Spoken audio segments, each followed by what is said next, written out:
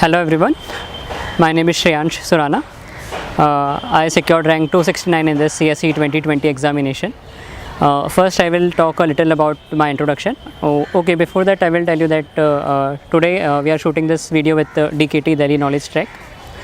I come from Baitul, Madhya Pradesh. I am a chartered accountant and a company secretary as well.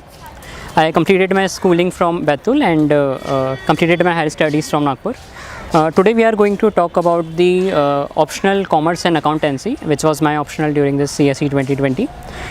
We will see how to approach paper 1, paper 2, what all sources to refer, how to complete the paper, how to write the answers. So we will see in depth how actually to approach the paper of commerce, that is commerce and accountancy.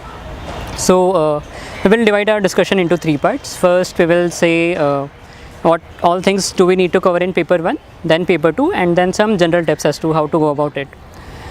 First, if we talk about paper 1, it is a scene that mostly the questions are practical based, because it covers the concepts like the accounting, the auditing, financial management, costing and financial instruments and all.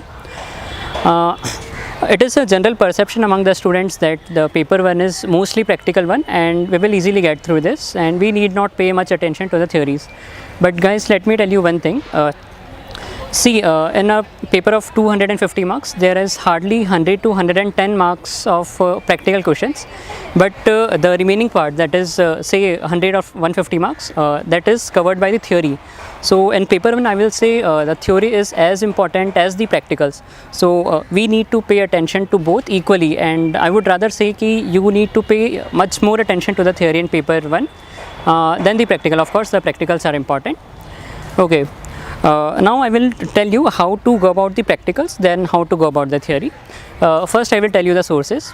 Mine source was the Ranker's notes, which are easily available on their websites or the market, or you may even refer some other standard sources as well.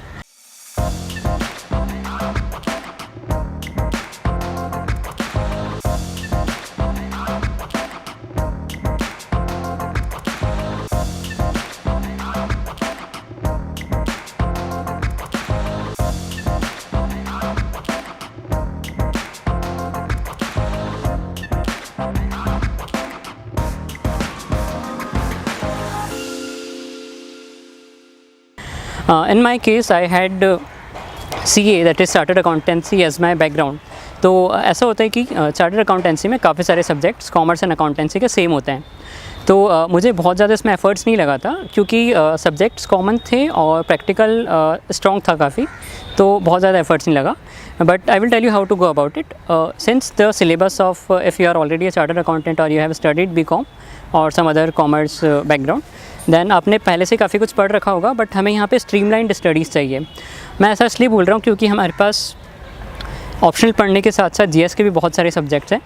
तो commerce को हमको dedicatedly focus देना तो है, but कितना देना है ये हमें डिसाइड करना है, क्योंकि मटेरियल बहुत सारा है, सिलेबस काफ़ी वास्ट है, तो उसको स्ट्रीमलाइंड वे में कैसे प्रिपेयर करना है.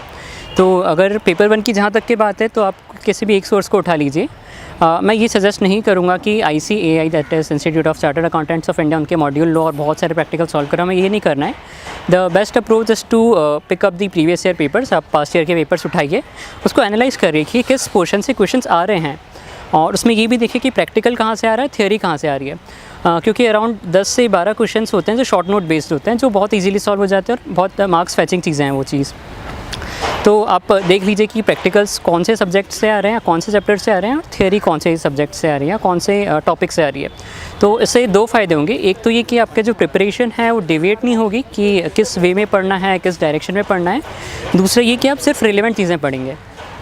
तो एक और चीज़ बता देता हूँ मैं प्रैक्टिकल्स के केस में, कि हमारी कई बार आदत होती है कि जो प्रैक्टिकल्स में हम जैसे लेजर्स बना रहे हैं, जनरल बना रहे हैं, तो फटाफट पेन से लाइन खींचे, या मैनी टाइम्स हम इवन लाइन भी नहीं खींचते, फटाफट से चालू कर देते हैं.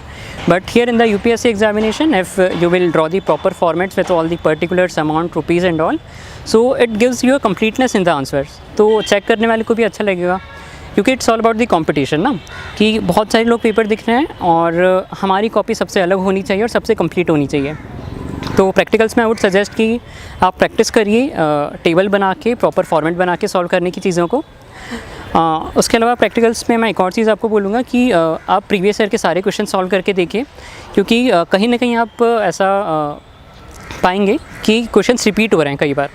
तो हो सकता है आपने कुछ क्वेश्चन ऑलरेडी कर रखा, उसी में से आ गया हो, तो बहुत हेल्प हो जाती है इस केस में एग्ज़ाम में।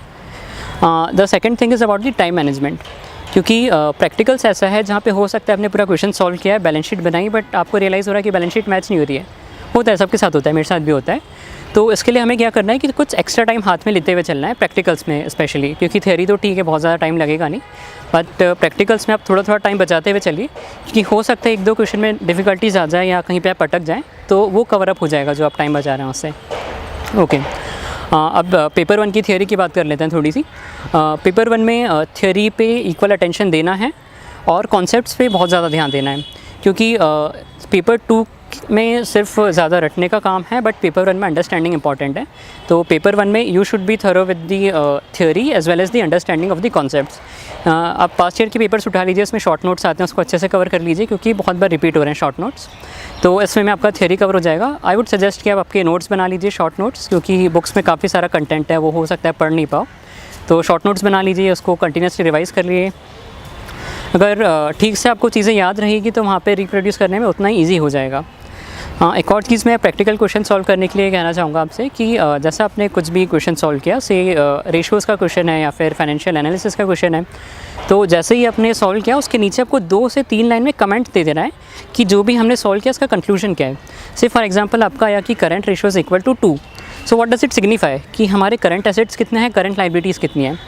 तो ऑल्दो ये नहीं लिखने से आपके हो सकता है मार्क्स ना कटे, लेकिन आई एम श्योर कि अगर आप ये लिखेंगे तो एग्जामिनर पे काफ़ी अच्छा इंपैक्ट पड़ेगा और यू विल डेफिनेटली गेन 1 और 2 एक्स्ट्रा मार्क्स। एंड सी, अगर आप हर 10 क्वेश्चन में ऐसा कर रहे हैं तो 10 क्वेश्चन इंटू 10 मार्क्स, तो ऐसे ही आपको 10 नंबर का एज मिल गया। तो ऐसे कुछ चीज़ें हैं जो आपको ध्यान रखनी है। इसके अलावा पेपर 2 की हम बात कर लेते हैं पेपर 1 के बाद में। पेपर 2 मोस्टली थ्योरी है, मोस्टली या फिर ऑलमोस्ट थ्योरी है, जैसे कि अपना ऑर्गेनाइजेशन थ्योरी हो गया, ऑर्गेनाइजेशनल बिहेवियर हो गया, इंडस्ट्रियल रिलेशंस हो गया। तो इसमें सबसे पहली तो बात ये आती है कि सोर्सेज कौन से यूज़ करने हैं, क्योंकि यहाँ भी मटेरियल बहुत सारा अवेलेबल है, बहुत सारी रेफरेंस मटेरियल्स हैं, बड़ी बड़ी बुक्स आपको मार्केट में मिल जाएगी, इवन हर एक चैप्टर के ऊपर आपको एक बुक मिल जाएगी। क्योंकि पेपर 2 ऐसा सब्जेक्ट है जो जनरली MBA वाले स्टूडेंट्स या मैनेजमेंट वाले स्टूडेंट्स काफ़ी अच्छे से पढ़ते हैं, इसलिए मटेरियल काफ़ी अवेलेबल है। बट अगेन, जैसा मैंने आपको पेपर 1 में बताया था कि अपन को प्रिपरेशन काफ़ी स्ट्रीमलाइन रखनी है और टू द पॉइंट रखनी है। 3 चीज़ें मैं बोलूँगा यहाँ पे आपको ध्यान रखना है पेपर 2 के आंसर्स लिखते समय। सबसे पहला तो ये कि टू द पॉइंट आंसर होना चाहिए आपका, क्योंकि पूछा कुछ और है, आप उसको घुमा रहे हो जस्ट बिकॉज आपको पढ़ने भरना है, तो this will not work, because people are really working hard in commerce and you need to be extraordinary amongst them.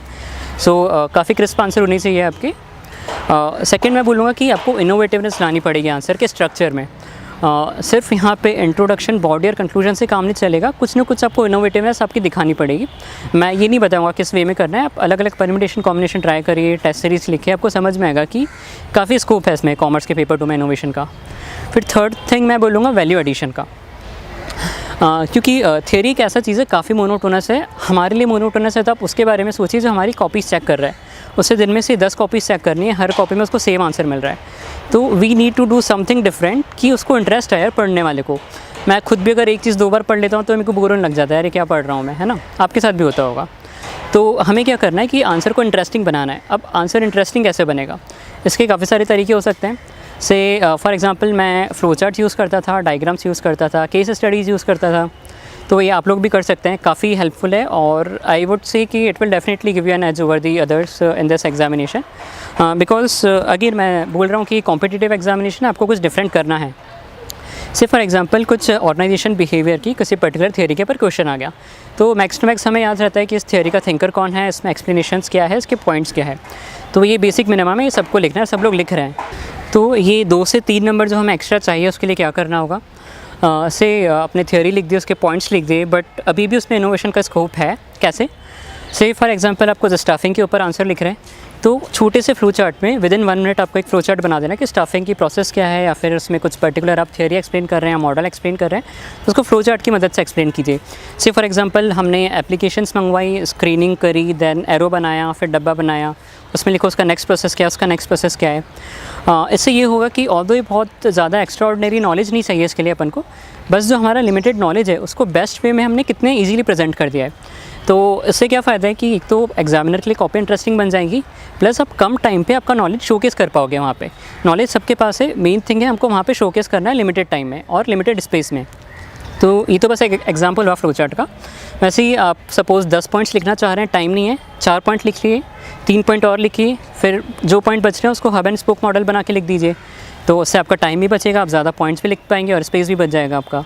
तो इस वे में छोटे छोटे इनोवेशंस होते हैं। फिर इसके बाद एक बात आती है एग्जांपल्स और केस स्टडीज़ की। से फॉर एग्जांपल अगर मर्जर एंड एक्विजिशन पे क्वेश्चन आ रहा है तो ये कैनॉट राइट देयर कि हीरो होंडा का एग्जांपल या फिर टाटा या जगुआर का example, although they are definitely correct, but why I am saying कि आपको वो सब नहीं लिखना है। क्यों? क्योंकि यहाँ पे डेली बेसिस पे मर्जर हो रहे हैं, डेली बेसिस पे एक्विजिशन हो रहे हैं, बायजूस का हो रहा है, आकाश का हो रहा है, अलग अलग एग्जांपल्स हैं हमारे सामने। तो अगर आप वही मोनोटोनस चीज़ें लिखेंगे तो हो सकता है उतनी अट्रैक्टिव ना लगे, बट अगर आप अपने करंट सराउंडिंग्स को लेकर के एग्जाम्पल लिख रहे हैं तो it will make an different impact. Examiner को लगेगा हाँ यार ये बंदा अवेयर है, इसके नॉलेज की डेप्थ नॉलेज है and he sees the thing in a different way. तो आपको ये कुछ छोटे छोटे इनोवेशन से ये करनी है। प्लस इसके अलावा थियोरी वाले पेपर में एक होता है टाइम मैनेजमेंट वाला चीज़। तो लेट मी टेल यू कि commerce and accountancy is a paper जिसमें बहुत ज़्यादा टाइम नहीं लगेगा आप अगर प्रॉपरली इसको स्ट्रेटेजिक वे में सॉल्व करेंगे तो। क्योंकि इसमें हमें नंबर ऑफ़ क्वेश्चंस लिमिटेड पता है कितने आने वाले हैं, किसमें कितना लिखना है, काफ़ी स्टैटिक चीज़ें हैं ये ना। तो अगर आप 1 पेपर 2 पेपर 3 पेपर भी लगा लेते हैं तो आपको एक आइडिया लग जाएगा कि कितने टाइम में कौन सा क्वेश्चन ख़त्म हो जाना चाहिए और कितने टाइम पे कौन सा आंसर कंप्लीट हो जाना चाहिए। तो इस वे में आप 1-2 पेपर लिख लिए और टाइम डिसाइड कर लीजिए कि इतने टाइम में इतना हमको ख़त्म करना है। तो ये तो बात हो गई पेपर 2 की। इसके अलावा अगर मेरे को कुछ आगे याद आता है तो मैं ऐड करते जाऊँगा। और फिर अब हम चलते हैं अपने थर्ड पार्ट पे, जो कि जनरल स्ट्रेटजी की पेपर को कैसे अप्रोच करना है। मेन इशू मैंने कई लोगों से सुना है, कुछ लोगों ने डिस्कस भी किया है कि कॉमर्स एंड अकाउंटेंसी का पेपर ख़त्म नहीं हो रहा है। इट्स नेक्स्ट टू इम्पॉसिबल, हम 1-2 क्वेश्चन छोड़ के आ रहे हैं। क्वेश्चन छोड़ना नहीं है हमको, बिल्कुल क्वेश्चन नहीं छोड़ना है, क्योंकि एक भी क्वेश्चन हमारा छूटा तो आप समझ लीजिए कि आप रेस में बाहर तो नहीं बोलूँगा बट काफ़ी पीछे हो चुके हैं। तो पेपर कंप्लीट करना is a must, specially the optional का पेपर। ऑप्शनल का paper is a deciding factor and the most important paper in the mains examination. GS आपको श्योरली मार्क्स देगा, बट अगर आप टॉपर्स की या किसी की भी मार्कशीट देखेंगे तो बहुत ज़्यादा वेरिएशन देखने को नहीं मिलेगा आपको उसमें। But optional is a thing जो आपको एज देगा बाकी लोगों के कंपेयर में। और प्लस एक और बेनिफिट आपके पास ये है कि most of the people have their background as a commerce, तो बहुत ज़्यादा एफर्ट्स डालने की ज़रूरत नहीं है आपको, सिर्फ इंक्रीमेंटल एफर्ट्स चाहिए। और इंक्रीमेंटल भी मैं इसीलिए बोल रहा हूँ क्योंकि आपको थोड़ी सी क्रिएटिविटी चाहिए और आंसर लिखने का तरीका सीखना है। नॉलेज आपके पास है, नो डाउट आपके पास नॉलेज है, आपको सिर्फ उसको प्रेजेंट करने का तरीका सीखना है, ठीक है। अच्छा, मैं स्ट्रेटजी डिस्कस कर रहा था कि एक पेपर में 8 क्वेश्चन होते हैं हमारे पास, ठीक है। उसमें से 8 में से हमें 5 क्वेश्चन सॉल्व करने होते हैं और उन 5 में से भी 2 क्वेश्चन होते हैं वो कंपलसरी नेचर के होते हैं। और ये जो 8 क्वेश्चन हैं वो डिवाइडेड होते हैं 2 पार्ट्स में। मैं वापस एक बार क्लियरली बता देता हूँ। टोटल 8 क्वेश्चन हैं, उसमें से 5 अटैम्प्ट करने हैं, 2 कंपलसरी हैं और ये 8 क्वेश्चन 2 पार्ट्स में डिवाइडेड हैं। तो सबसे पहले क्वेश्चन पेपर मिलते से कन्फ्यूजन आएगा, कौन सा पेपर कौन सा क्वेश्चन स्टार्ट करें, कौन सा छोड़ना है। फटाफट से पढ़ के पहले मार्क कर लेते हैं क्या करना है। इससे बेटर स्ट्रेटजी मैं बोलूँगा कि मैं जो करता था आप ट्राई करके देख सकते हैं, may be it will be helpful for you. 2 question हमें पता है कंपलसरीली करना है ना, तो फटाफट पेपर मिलते से ही वो दोनों कंपलसरी क्वेश्चंस ख़त्म कर दो। शायद फर्स्ट और 5th क्वेश्चन होता है कंपलसरी, उसको करके साइड कर दो, क्योंकि इसमें सोचनी नहीं है ना, हमको ऑप्शन ही नहीं है, वो करना ही करना है, वो करके ख़त्म कर दिया अपन ने, ठीक है। फिर अब हमारे पास 2 पार्ट बचे, पार्ट 1 पार्ट 2, दोनों में 3-3 क्वेश्चन है, दोनों में से हमको एक क्वेश्चन सॉल्व कर लेना है फटाफट से। ऐसा इसलिए बोल रहा हूँ क्योंकि दोनों पार्ट से कंपलसरीली एटलीस्ट एक क्वेश्चन आपको सॉल्व करना रहेगा। तो पार्ट 1 उठाया, उसमें से 3 में से एक चूज़ किया, सॉल्व करके ख़त्म। पार्ट 2 उठाया, 3 में से एक चूज़ किया, सॉल्व करके ख़त्म। अब हमारे लिए काम इतना आसान हो गया है, 5 में से 4 क्वेश्चन हम ऑलरेडी सॉल्व कर चुके हैं। अब अपने पास 4 में से सिर्फ एक क्वेश्चन सॉल्व करना बाकी रह गया है। तो आप सोचोगे कितना ईजी हो गया आपके लिए पेपर सॉल्व करना ना, कि 4 में से कोई भी एक बेस्ट क्वेश्चन उठाना है जिसका हमको अच्छे से आंसर आता है, फटाफट इसको लिखा, यू आर थ्रू। तो टाइम मैनेजमेंट काफ़ी ईजी है अगर आप प्रॉपरली प्रैक्टिस कर रहे हैं, आंसर राइटिंग कर रहे हैं, फॉर्मेट के साथ में बना के देख रहे हैं प्रैक्टिकल्स, तो these all things will help you a lot. फिर कुछ लोग मुझे पूछते हैं कि नोट मेकिंग कैसे करना है commerce and accountancy paper 1 paper 2 दोनों का मिला करके। पेपर 1 के लिए तो मैं बोलूँगा कि आप प्रीवियस ईयर के क्वेश्चंस देख लीजिए, उसमें कुछ पर्टिकुलर टाइप के क्वेश्चंस हैं वो बार बार रिपीट हो रहे हैं। तो आप क्या करिए ना, उसका एक फॉर्मेट बना के रख लीजिए, क्योंकि कई बार होता है कि क्वेश्चन हमें नहीं भी आता है बट फॉर्मेट से हम कहीं ना कहीं उसमें बैठा के चीज़ों को सॉल्व कर देते हैं। तो उसके फॉर्मेट बना के रख लीजिए। से फॉर एग्जांपल अगर फाइनेंशियल स्टेटमेंट का क्वेश्चन आ रहा है तो आप शेड्यूल रट लो उसका, बैलेंस शीट का, P&L का, जो भी शेड्यूल आपको याद रहेगा तो आप फटाफट रिप्रोड्यूस करके उसको सॉल्व कर पाएंगे। तो ये बात होगी प्रैक्टिकल क्वेश्चंस की। फॉर्मेट बना के रख लिए, फार्मूलाज लिख के रखिए, उसको बार बार रिवाइज़ करिए। फिर पेपर 1 का ही थियोरी वाला पार्ट, उसकी नोट्स कैसे बनाने हैं। आपको उसमें बहुत क्रिस्प नोट्स बनाना है, क्योंकि उसमें मेनली आपको कॉन्सेप्चुअल अंडरस्टैंडिंग का ज़रूरत रहेगा। थियोरी पार्ट बहुत ज़्यादा नहीं है उसमें, और क्रिस्प आंसर लिखने हैं उसमें। तो से फॉर एग्जांपल हमने कॉस्टिंग उठाया, उसमें MM मॉडल पे हम लोग आंसर बना रहे हैं। तो सिर्फ 3 लाइन में उसका क्या मॉडल है, उसका ग्राफ क्या है, उसका कंक्लूजन क्या है, उसका एप्लीकेशंस क्या है, ये आप 3 से 4 पार्ट में डिवाइड करके हर टॉपिक को ऐसे ले लीजिए, उसके नोट्स बना लीजिए शॉर्ट। अगर आप फ्रेंड्स के साथ पीयर सर्कल में पढ़ रहे हो तो डिवाइड कर लीजिए टॉपिक्स, आपस में नोट्स बना लीजिए, शेयर कर लीजिए, काफ़ी हेल्प होगा इससे। सेकेंडली पेपर 2 की अगर मैं नोट्स की बात करूँ तो थियोरी सब्जेक्ट है, बहुत ज़्यादा कंटेंट है। आप रैंकर्स की बुक उठा लो या कोई और भी बुक उठा लो, तो सब्जेक्ट्स काफ़ी ज़्यादा है। मेरे को पता है कि मैनेज करने में मुश्किल होता है, but one thing I will tell you, अगर आप आपके नोट्स बना लेंगे इस चीज़ के तो बहुत ईजी हो जाएगा। आप 2 फ़ायदे इसके बता देता हूँ आपको। पहला तो ये कि आप जब नोट्स बनाएंगे तब 3-4 सोर्सेज रेफ़र करोगे, आपको लगा नहीं यार थोड़ा सफिशिएंट नहीं लग रहा है, लिखने में मज़ा नहीं आ रहा है, पढ़ने में मज़ा नहीं आ रहा है, तो हो सकता है आप थोड़ा सा गूगल करोगे, वेबसाइट से सर्च करोगे और एनरिच करोगे आपके नोट्स को, तो उससे चीज़ें आपको याद होने लग जाएगी। और दूसरा फ़ायदा ये है कि आपको ये क्विक रिवीजन के लिए हेल्प करेगा, क्योंकि आप जब नई बुक उठाओगे 300 पन्नों की, 400 पन्नों की, तो आपको लगेगा यार इसको रिवाइज़ करने में कितना टाइम लग जाएगा। भैया आप आपके 100 पेज के, 120 पेज के नोट्स उठाओगे, फटाफट आपने सुबह से बुक उठाई, शाम तक के आपका रिवीजन करके ख़त्म, काफ़ी हेल्प होगा। तो ये चीज़ आप कर सकते हो। और प्लस मैं एक और चीज़ बोलूँगा, क्योंकि GS के और अपने कॉमर्स के पेपर के बीच में कम से कम 4 से 5 दिन का हमें गैप मिलता है, और प्लस पेपर 1 और पेपर 2 के बीच में भी 2 घंटे का गैप मिलता है। तो इस गैप को कैसे यूटिलाइज़ करना, क्योंकि ऑल्दो हम बहुत ज़्यादा प्रिपेयर्ड नहीं होते हैं उस टाइम के लिए, वो 5 दिन और बाद के 2 घंटे, but I will tell you कि आपको अभी से ही नोट्स प्रिपेयर करते करते उन 5 दिनों की और उन 2 घंटों की भी प्रिपरेशन करनी है। अब वो कैसे होगी, 5 जो दिन मिल रहे हैं या 4 जो दिन मिल रहे हैं उसको डिवाइड कर दीजिए कि कौन सा मेरा सब्जेक्ट थोड़ा वीक है, या किस में थोड़ा ज़्यादा रटना है, या किस में याद नहीं रहती चीज़ें, उसके हिसाब से डिवाइड करिए सब्जेक्ट्स को, और उन दिन पे वो पढ़ के ख़त्म कर दीजिए। इससे मेरे ख्याल से, मतलब मेरा हो गया था, आपका भी हो जाएगा, कि उससे आपका पेपर 2 एक बार रिवाइज़ हो जाएगा पूरे उन 5 डेज़ में, और पेपर 1 के एटलीस्ट आप फॉर्मेट्स और मेन कॉन्सेप्ट्स कवर कर पाएंगे, ईजिली कवर हो जाएगा, डोंट वरी। और उसके बाद जो 2 घंटे बचते हैं पेपर 2 के पहले, वो बहुत ज़्यादा क्रूशियल हो जाते हैं। ऑल्दो ठीक है, वो रेस्ट के लिए टाइम है, थोड़ा खाना वाना खाना है, चाय वाय पीनी है, वो ठीक है, आपके ऊपर है, but those 2 hours I will tell you will be very very helpful for you if you will prepare properly for those 2 hours. मैंने इसके लिए शॉर्ट नोट्स बना लिए थे, अपने नोट्स के भी शॉर्ट नोट्स, कि उन 2 घंटों में एटलीस्ट मैं मेन पॉइंट्स को पढ़ करके एटलीस्ट आँखों के सामने घुमा ले रहा हूँ। इससे क्या होता है ना, कि हो सकता है मुझे कॉन्सेप्ट वहाँ पे नहीं याद आया हो, या हो सकता है मुझे प्रॉपरली 7 या फिर 5 जितने भी पॉइंट्स हो याद नहीं आए हों, लेकिन इसका फ़ायदा क्या है ना, कि एटलीस्ट आपको थिंकर का नाम याद रह गया, तो it will create an impact on the examiner, कि वो देखेगा यार इसको थिंकर का नाम याद है। वो थ्योरी पे हो सकता है इतना ध्यान भी नहीं दे आपका इतना अच्छा प्रेजेंटेशन या फिर इतना अच्छा नॉलेज देख करके।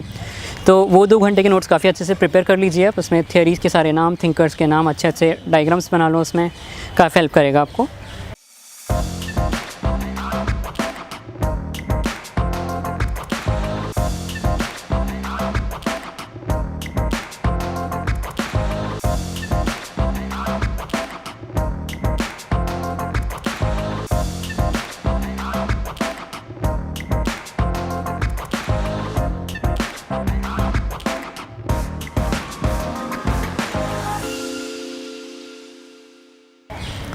प्लस एक जनरल एडवाइस है मेरा, आप कंटिन्यूसली न्यूज़पेपर पढ़ते ही होंगे, हिंदू, इंडियन एक्सप्रेस, जो भी पढ़ते होंगे आप, उसमें एक आप लास्ट में देखेंगे स्पोर्ट्स पेज के पहले एक बिज़नेस पेज आता है।